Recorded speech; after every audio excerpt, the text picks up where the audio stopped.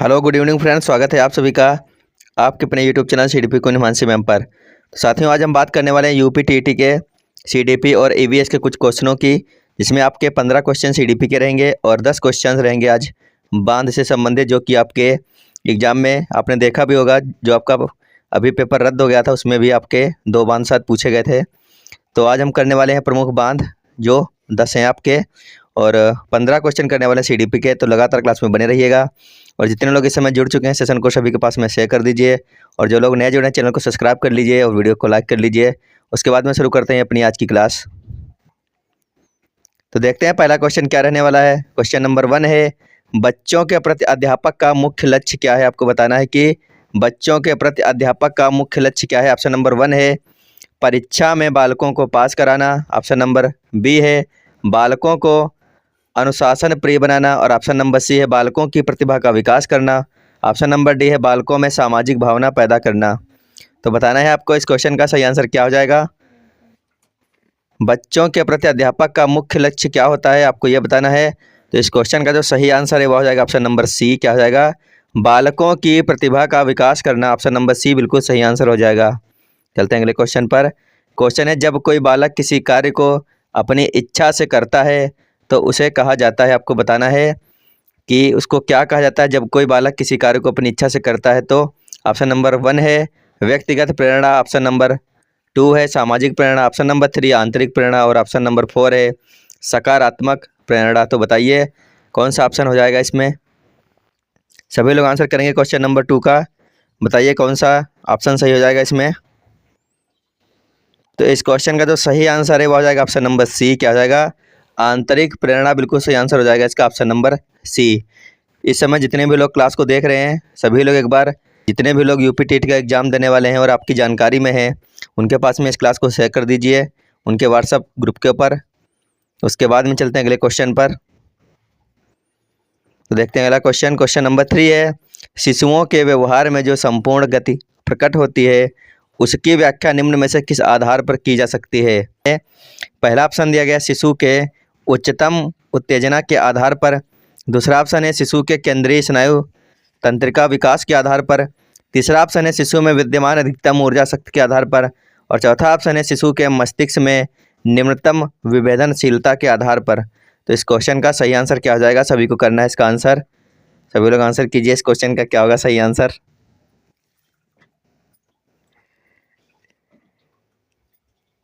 तो इस क्वेश्चन का जो सही आंसर हो जाएगा वो हो जाएगा ऑप्शन नंबर बी। क्या होगा, शिशु के केंद्रीय स्नायु तंत्रिका विकास के आधार पर। ऑप्शन नंबर 20 का सही आंसर हो जाएगा। चलते हैं अगले क्वेश्चन पर। क्वेश्चन है, निम्न में से वह कथन जो शिशु के व्यवहार को प्रदर्शित करता है। ऑप्शन 1 है विभेदनशीलता। ऑप्शन बी है सामान्यीकरण। ऑप्शन सी है जन्मजात गुण, और ऑप्शन डी है एकात्मकता। तो बताइए इसमें कौन सा ऑप्शन सही हो जाएगा। निम्न में से वह कथन जो शिशु के व्यवहार को प्रदर्शित करता है। तो इसका जो सही आंसर है वह हो जाएगा ऑप्शन नंबर बी। क्या हो जाएगा, सामान्यीकरण हो जाएगा। ऑप्शन नंबर बी सही आंसर इसका, सामान्यीकरण। अगला क्वेश्चन है, प्रशिक्षण स्थानांतरण का संबंध निम्न में से किसके साथ है। आपको बताना है कि प्रशिक्षण स्थानांतरण का संबंध निम्न में से किसके साथ है। ऑप्शन नंबर ए है पर्यावरण से सीखने के साथ। ऑप्शन नंबर बी है नवीन कार्य सीखने के साथ। ऑप्शन नंबर सी है एक परिस्थिति से प्राप्त प्रशिक्षण का दूसरी परिस्थिति के सीखने में उपयोग करने के साथ, और ऑप्शन नंबर डी है विभिन्न परीक्षकों से भिन्न भिन्न कौशल सीखने के साथ।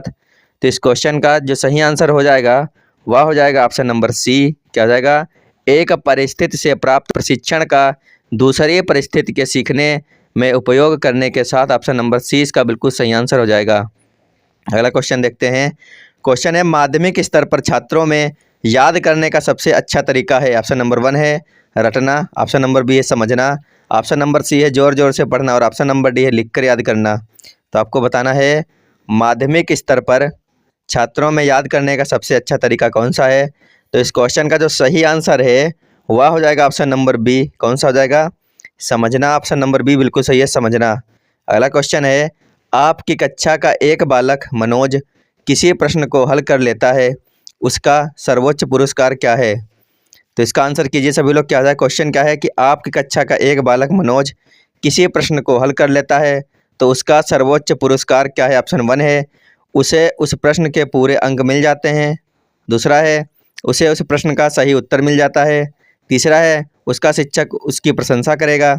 और ऑप्शन नंबर डी है यानी चौथा है, उसे उस प्रश्न को हल करने की विधि का ज्ञान हो गया है। तो आपको बताना है इनमें से कौन सा ऑप्शन सही हो जाएगा। तो इस क्वेश्चन का जो सही आंसर है वह हो जाएगा ऑप्शन नंबर डी, उसे उस प्रश्न को हल करने की विधि का ज्ञान हो गया। तो ऑप्शन नंबर डी इसका बिल्कुल सही आंसर हो जाएगा, आप लोग याद रखना इसको। अगला क्वेश्चन है, यदि एक कक्षा में शिक्षक छात्रों को डंडे से डराता है तो इससे पहला ऑप्शन है व्यवस्था स्थापित हो सकती है। दूसरा है अनुशासन पूरा रहता है। ऑप्शन नंबर 3 है यानी सी है, व्यवस्था तो हो सकती है पर अनुशासन होना जरूरी नहीं। ऑप्शन नंबर डी है, आत्मानुशासन पैदा होता है। तो बताइए इनमें से कौन सा ऑप्शन सही हो जाएगा। यदि एक कक्षा में शिक्षक छात्रों को डंडे से डराता है तो इससे क्या होगा, सभी को आंसर करना है। इस क्वेश्चन का सही आंसर क्या होगा। तो इसका जो सही आंसर हो जाएगा वह हो जाएगा ऑप्शन नंबर सी, व्यवस्था तो हो सकती है पर अनुशासन होना जरूरी नहीं है। तो इसका ऑप्शन नंबर सी सही हो जाएगा। तो देखते हैं अगला क्वेश्चन। क्वेश्चन है, निम्न में से कौन सा व्यवहार प्रभावकारी शिक्षण में योगदान नहीं देता है। आपको बताना है निम्न में से कौन सा व्यवहार प्रभावकारी शिक्षण में योगदान नहीं देता है। ऑप्शन 1 है विभिन्न शिक्षण सामग्रियों का प्रयोग। ऑप्शन बी है कक्षा के नियमों का कार्यप्रणालियों का सख्ती से पालन। ऑप्शन नंबर सी है बालकों में शैक्षिक लक्ष्यों की जानकारी देना। ऑप्शन नंबर डी है शिक्षण में बालकों का सक्रिय भाग लेना। तो इस क्वेश्चन का सभी को करना है सही आंसर। बताइए इसका सही आंसर क्या होगा। निम्न में से कौन सा व्यवहार प्रभावकारी शिक्षण में योगदान नहीं देता है। तो इस क्वेश्चन का जो सही आंसर हो जाएगा वो हो जाएगा ऑप्शन नंबर बी, क्या होगा, कक्षा के नियमों व कार्य प्रणालियों का सख्ती से पालन। ऑप्शन नंबर बी बिल्कुल सही आंसर हो जाएगा इसका। अगला क्वेश्चन है, क्वेश्चन नंबर 10 है, आपकी कक्षा में एक समस्यात्मक बालक है। आपकी कक्षा में एक समस्यात्मक बालक है, उसके व्यवहार के उपचार है, तो आप निम्न में से कौन सी विधियों का प्रयोग करेंगे।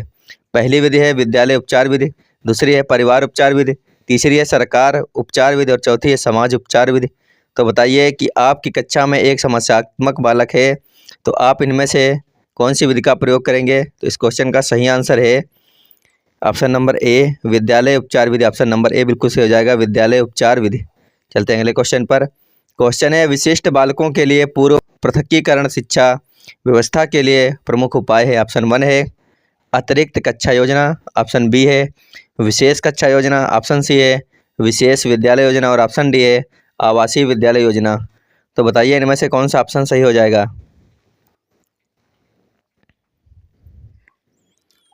इस क्वेश्चन का जो सही आंसर है वो हो जाएगा ऑप्शन नंबर डी, क्या हो जाएगा, आवासीय विद्यालय योजना। तो इसका ऑप्शन नंबर डी बिल्कुल सही है, आवासीय विद्यालय योजना। अगला क्वेश्चन है, किसी बालक में मानसिक विकास का परिणाम होता है। आपको बताना है किसी बालक में मानसिक विकास का परिणाम होता है। ऑप्शन है बालक की याद करने की योग्यता में वृद्धि, दूसरा है बालक की सामाजिकता में विकास, तीसरा है बालक के द्वारा स्व अनुभवों द्वारा लाभ प्राप्ति की योग्यता और चौथा ऑप्शन है उसकी सामान्य योग्यताओं में वृद्धि।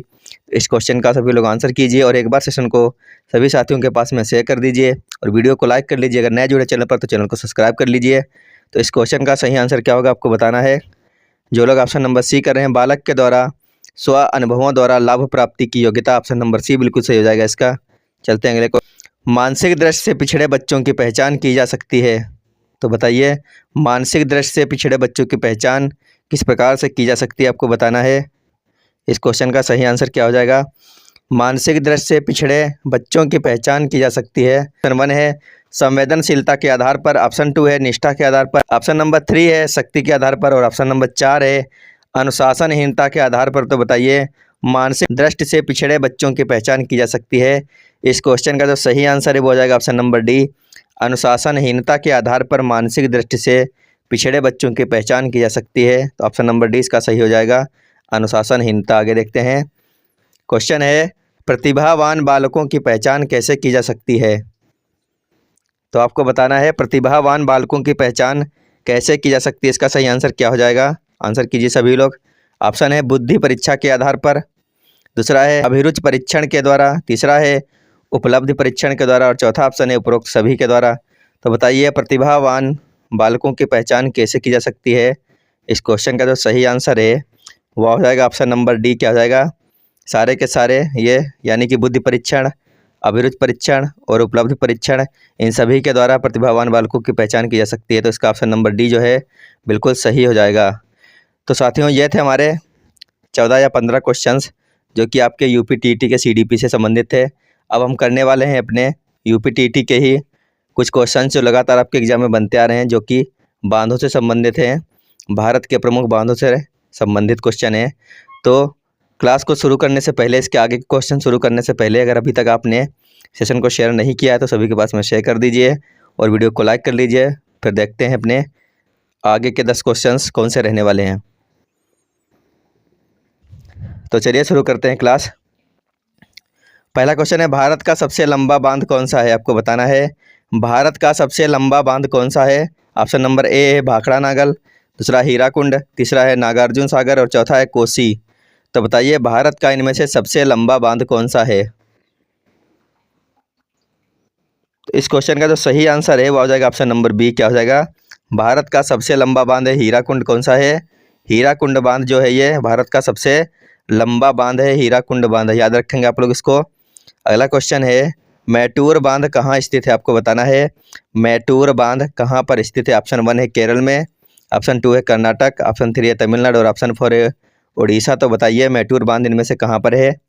क्वेश्चन नंबर 2 का सभी लोग आंसर करेंगे, मैटूर बांध कहाँ पर स्थित है। तो इस क्वेश्चन का जो सही आंसर है वो हो जाएगा तमिलनाडु। क्या हो जाएगा? ऑप्शन नंबर सी इसका सही है, मैटूर बांध तमिलनाडु में स्थित है। आप लोग इसको याद रखिएगा। सारे के सारे आपको याद करने, लिख के रख लीजिए। 10 के 10 ये बांध मोस्ट इंपॉर्टेंट बांध हैं, आपके एग्जाम में हर बार पूछे जाते हैं।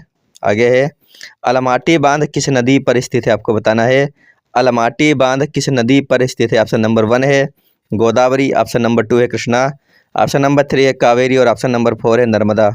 तो आंसर कीजिए अलमाटी बांध किस नदी पर स्थित है।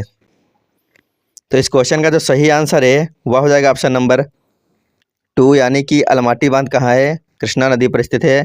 ऑप्शन नंबर 2 सही आंसर हो जाएगा, कृष्णा नदी। देखते हैं अगला क्वेश्चन।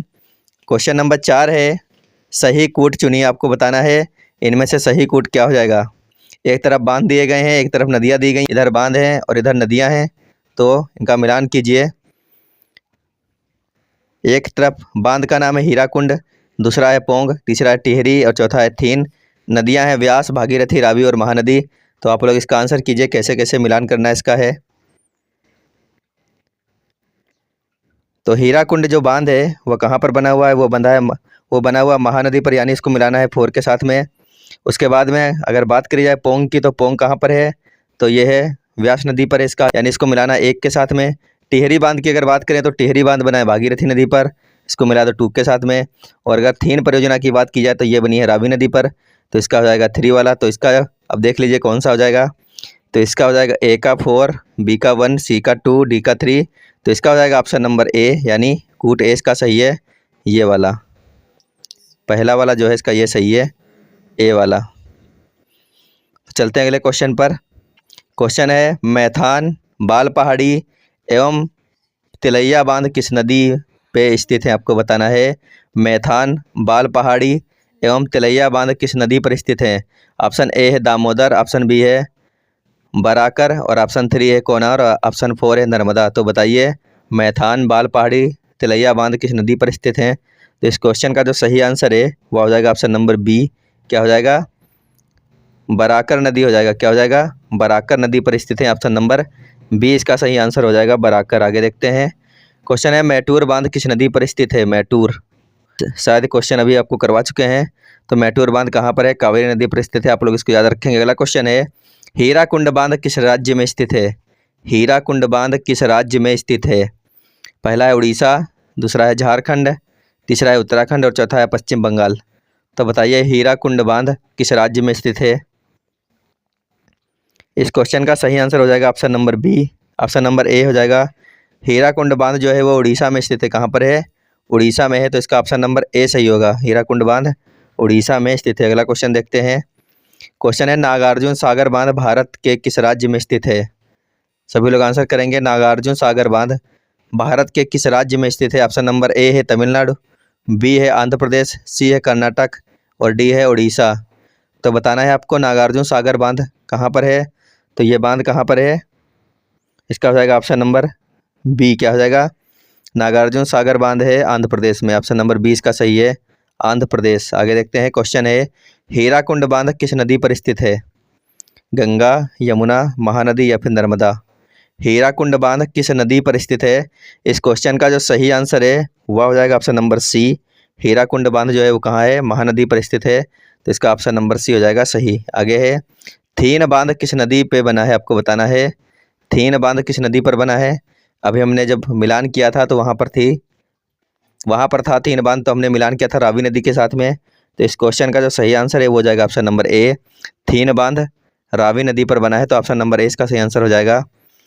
तो साथियों, ये थी हमारी आज की क्लास, जिसमें हमने सीडीपी के 15 क्वेश्चंस और 10 क्वेश्चंस हमने अपने ईवीएस के किए हैं, जो कि बांध से संबंधित थे। सारे के सारे क्वेश्चन आपके लिए इंपॉर्टेंट रहने वाले हैं, आपके एग्जाम में काफ़ी हेल्पफुल रह सकते हैं सारे के सारे क्वेश्चन। तो अगर आप चैनल पर नए जुड़े हैं तो चैनल को सब्सक्राइब कर लीजिए। बाकी क्लास खत्म होने के बाद में अपने सभी साथियों के पास में आपको भेजना इस क्लास को है। तो अभी के लिए धन्यवाद, बाय बाय, गुड नाइट।